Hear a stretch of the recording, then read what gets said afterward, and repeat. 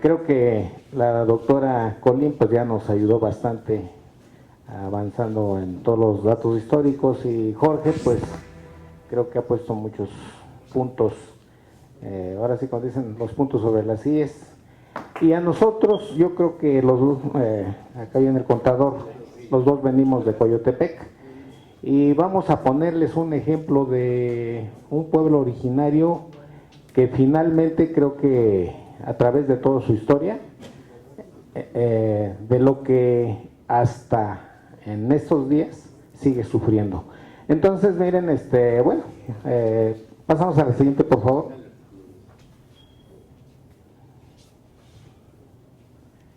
Miren, aquí yo digo, bueno, lo que nos ocupa es analizar el artículo 2 de nuestra Constitución y los pueblos originarios. Y aquí nosotros como objetivos es reconocer y garantizar el derecho de los pueblos y comunidades indígenas a su libre determinación, que ya Jorge precisaba, creo que bastante bien. Y aquí dice incorporar modelos de desarrollo sustentable, promover el desarrollo municipal con impacto regional, preservar el Estado de Derecho del municipio, y nosotros consideramos que la sustentabilidad es un concepto central como catalizador de los pueblos originarios. Pasamos a la ciencia.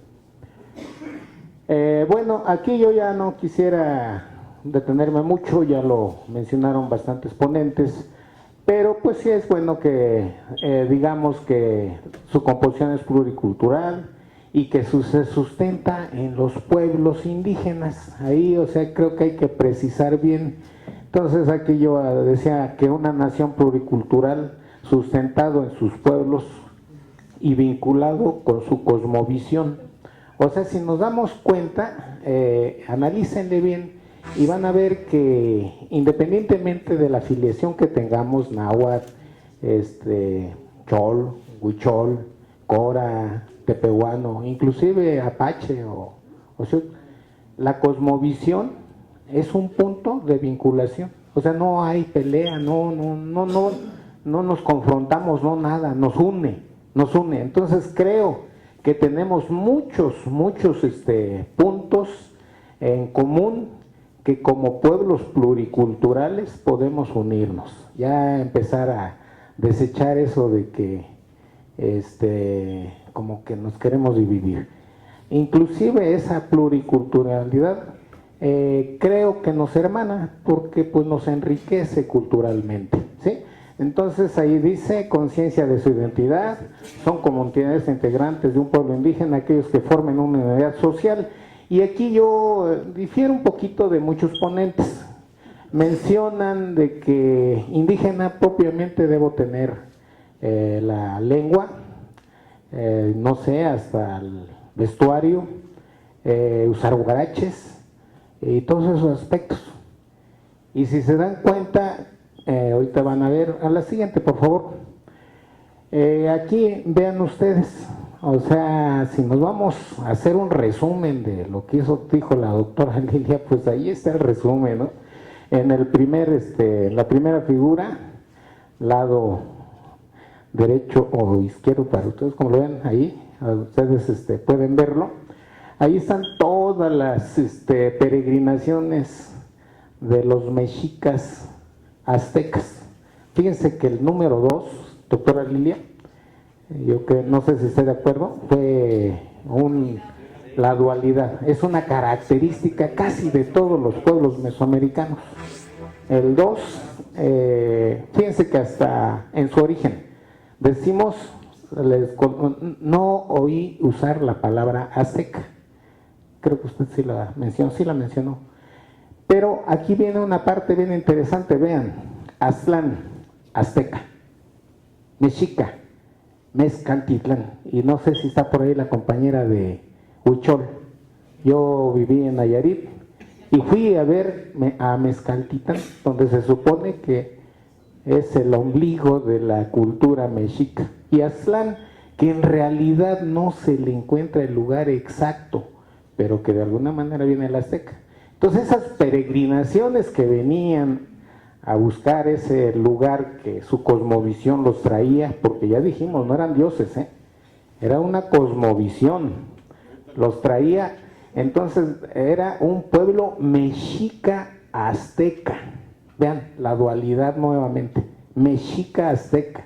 Mezcaltitán por el lugar donde de alguna manera estaban, Aztlán porque era un lugar que también dentro de su peregrinaje arrancaron. Sí, no, bueno, Aztlán es lugar de garzas, ¿no? Lugar de garzas, ¿no? Por lo de garzas, ¿no? Entonces vamos a decir que, y salieron allá por 1800 y tantos años, ¿no? Y hasta 1200 y tantos fue su peregrinar para llegar al lugar de que su cosmovisión los traía. Y bueno, pues ahí ustedes pueden ver cómo, incluso cronológicamente, yo después si me dejan sus correos electrónicos se los paso porque es muy interesante cómo año por año fueron llegando los diferentes pueblos, porque no era, así no era, vamos a decir estrictamente, y ahorita lo vamos a ver por qué, no era estrictamente, decían, o sea, ¿cómo podemos decir? Hablando de pueblos, como dicen, bueno, pues en los mismos pueblos, aún en las comunidades hay diferencia, ¿no? Hay barrios, y hasta en los barrios, y digo, es la división que nos dejaron nuestros antepasados, ¿no? El barrio. Tienen hasta características propias, ¿no? Y se establecieron con nombres propios del lugar. Los nombres que le dieron, sus toponimias de esos lugares identifican a ese conglomerado humano, ¿no? Los identifican hasta en ese sentido. Y acá ya pasamos a lo que de una vez ya asentados en el Valle de México, en ese gran lago, porque era uno, pero pues después le empiezan a separar. Vean ustedes, lago de Zumpango, lago de Jaltocan, lago de Texcoco, lago de Xochimilco, bueno, Tenochtitlan, lago de Xochimilco, lago de Chalco, ¿sí? Vean ustedes, y alrededor de ese gran lago, vean ustedes a todos los pueblos originarios. Y las migraciones siempre vinieron del norte del país. Y vean ustedes, Coyotepec está ahí. Eso no me lo inventé yo, ahí. Los códices lo dicen desde entonces. Pasamos a la siguiente, por favor. Ven ustedes aquí, lo que trato de representar en esto es ese gran lago. Luego vamos a hablar un poquito más de historia, pero ese gran lago, cuando en el siglo XVI, 1500, ¿sí? Estaba así. Pero después acá ustedes ven que una vez avasallado el imperio mexica azteca, 34 años de dominio español, 1521-1955, le dan en la torre. Pues vamos a decir, el imperio avasalla, digo, como quieran llamarle, pero los españoles vienen y avasallan a toda esta cultura azteca mexica. Avasallan, porque cuando dicen conquista, yo no estoy de acuerdo con la palabra conquista.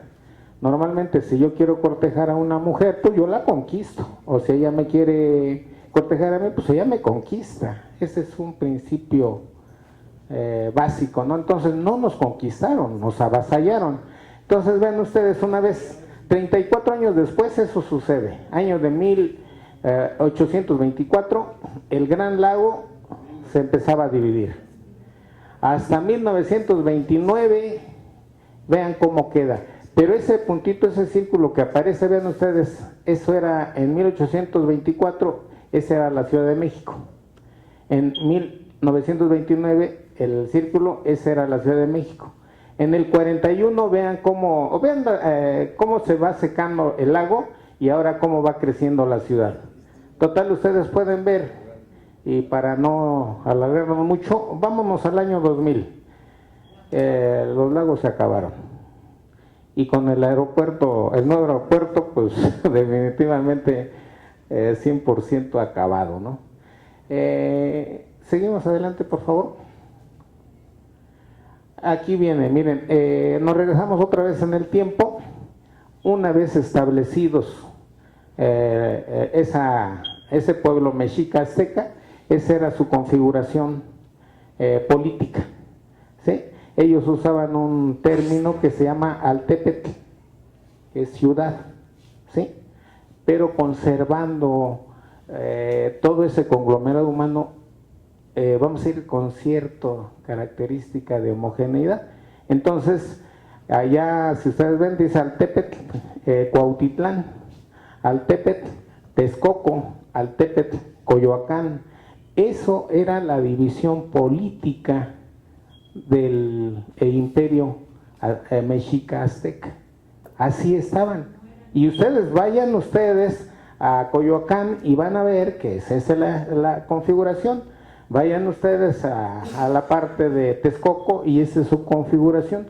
Todavía conservamos rasgos que verdaderamente nos confirman esto que ahí está.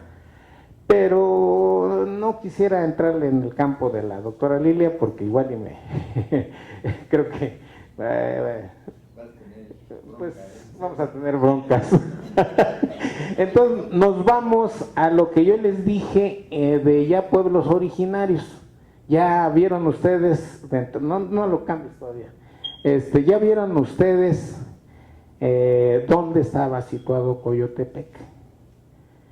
Y cuando les mostré la configuración política de cómo estaba, nosotros éramos un guardalindero. Pero eso me puede ayudar bastante.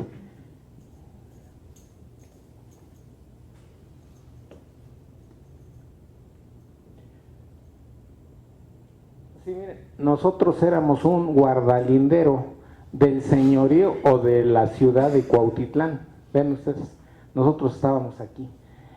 Estábamos juntos, o sea, era, vamos a decir, el que como nación, vamos a decir, el que predominaba en todo, vamos a decir, Mesoamérica. Era el que predominaba. Pero era una predominancia diferente, o sea, no era el de avasallar a los pueblos, ¿no?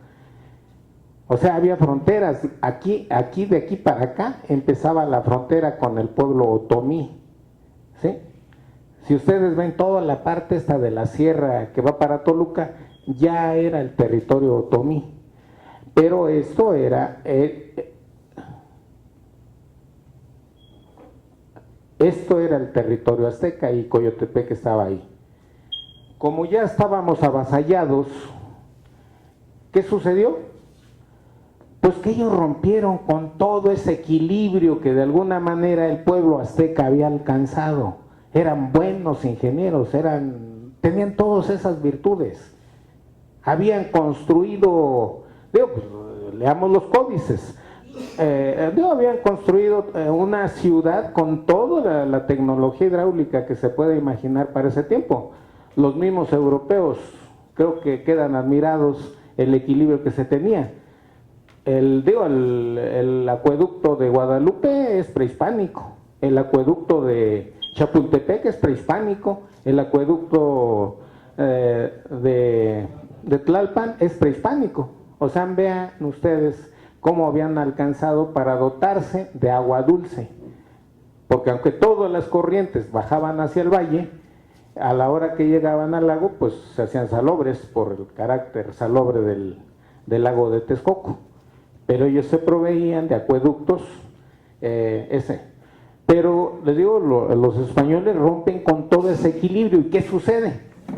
Pues que ya al empezar a tener inundaciones, al empezar a faltar el suministro de agua dulce, pues ellos empiezan a preocuparse. ¿Y qué sucede? Que encuentran a Enrico Martínez, cartógrafo alemán, allá a finales de 1500 y principios de 1600, y en 1607, vean ustedes, se inicia la construcción de lo que yo he denominado el ecocidio más grande del mundo, ya sucedido en ese tiempo, el Tajo de Nochistongo.